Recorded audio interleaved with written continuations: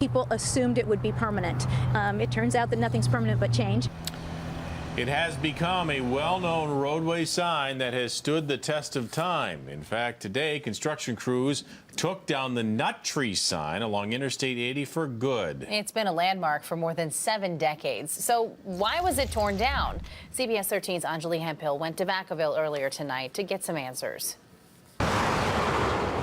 It's been a familiar sight to these drivers along I-80 for decades. But it was sad, almost as if, an age has gone by. But now the well-known nut tree sign that stood 3 panels tall has been torn down. They were originally intended to just take it down and then jackhammer it all and haul it away.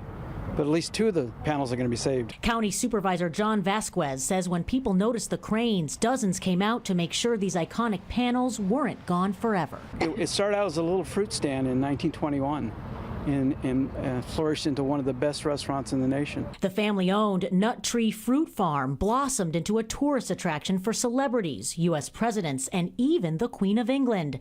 It's also considered the birthplace of California cuisine.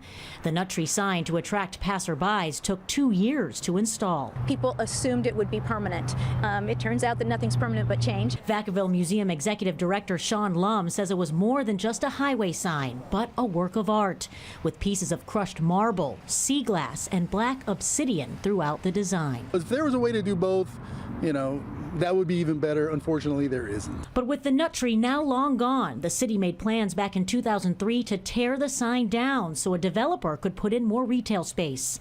That day finally came. You're going to have jobs and revenue that we desperately need. Meanwhile, longtime residents showed up to grab their piece of history. Well, you're kind of sad because you see this sign that's been here forever coming down.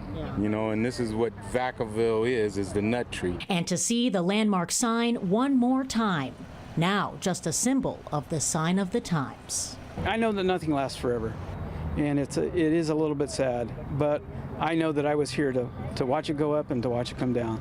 So I'll take that as a blessing. One of the panels will be installed on the property. Community leaders are still figuring out where to display the second panel they saved. Well, the city says a Saks Fifth Avenue off 5th store will be built on the property. Construction starts in a couple of weeks.